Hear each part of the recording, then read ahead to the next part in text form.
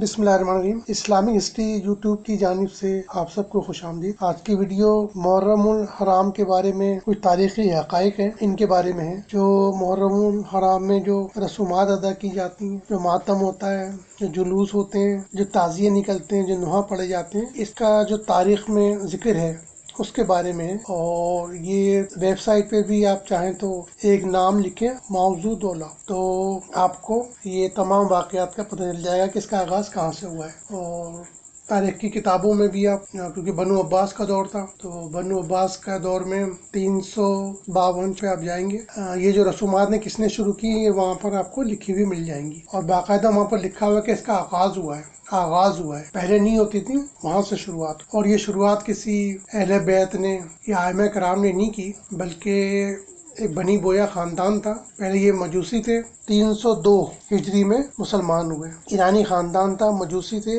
اور فارسی زبان تھی ان کی۔ انہی کا ایک حکمراں تھا، اس کا نام موضوع دولہ تھا، تو اس نے یہ جو رسومات ہیں یہ شروع کی ہیں۔ ایسا تو یہ پورا خاندانی بنی بویا اہل تشیع تھا، اور بہت سارے کام اس نے کیے تھے، صحابہ کے بارے میں بھی اور امہات المومنین کے بارے میں، تو ان کا ذکر ہم انشاءاللہ بعد میں کبھی کریں گے۔ ابھی کیونکہ موضوع صرف محرم کے حوالے سے، تو ابھی ہم اس کا ذکر صرف اسی حوالے سے کرتے ہیں۔ جب بنو عباس کی حکومت کمزور ہوئی تو کئی خود مختار حکومتیں قائم ہو گئیں۔ ان حکومتوں میں بنی بویا کی حکومت بھی شامل تھی۔ ان کی مادری زبان فارسی تھی، اور ان کی حکومت شیراز میں 934، بویا فارس، بویا جبال 943، بویا عراق 945 میں قائم ہوئی۔ اس خاندان کا تعلق دیلم سے تھا، اس لیے ان کو دیالما بھی کہا جاتا ہے۔ ایرانی خاندان تھے، مجوسی تھے۔ یہ 3 بھائی تھے، علی، حسن اور احمد۔ علی کا لقب عماد الدولہ، حسن کا رکن دولہ، اور احمد کا موضوع دولہ پڑا، اور انہوں نے ایران اور عراق میں الگ الگ حکومت قائم کی۔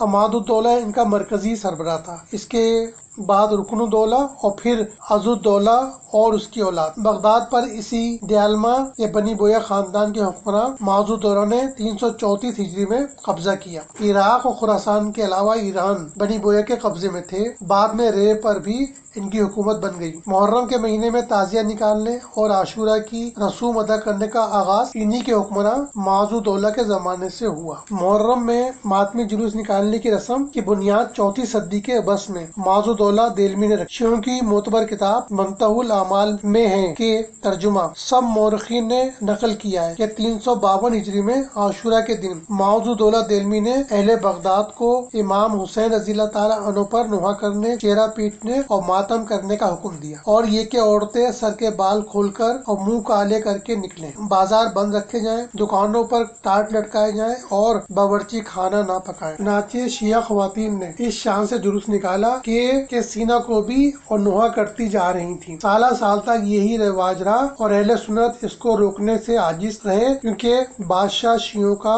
طرفدار تھا۔ یہ شیعہ کی کتاب ہے منتہی الاعمال، اس میں یہ لکھا ہوا ہے۔ یہ تاریخ کی تقریباً ہر کتاب میں مل جائے گا، جس میں آپ 352 ہجری کا پڑھیں گے واقعہ۔ تو یہ جو کچھ بھی محرم ہوتا ہے، یہ اس کا کوئی تعلق مذہب سے نہیں ہے، نہ کوئی یہ سنت اور واجب ہے، اور نہ کسی اہل بیت یا ائمہ کی سنت یا ائمہ کرام کا اعمال ہے، بلکہ یہ ایک دیالما کے حکمراں تھا موضوع الدولہ، اس کی شروع کی ہوئی رسم ہے۔ تو اس کو اتنا ترجیح دینا کہ حضور صلی اللہ علیہ وسلم کی احادیث کو بھی فراموش کر دیا گیا، جن میں ان اعمال سے منع کیا گیا تھا، رونے پیٹنے، ہاتھ مارنے، بہن کرنے۔ ایک تو واقعہ خود حضرت جعفر طیار رضی اللہ تعالیٰ عنہ کے جب شہادت کی خبر آئی تھی، تو ان کی جو زوجہ تھی آسمہ بنت امیس، انہوں نے جب رونا اور چیخنا شروع کیا تھا، تو حضور صلی اللہ علیہ وسلم نے منع کیا تھا کہ ان کو اس سے روکیں، اور بعد میں بھی ایسا کوئی واقعہ پیش نہیں آیا۔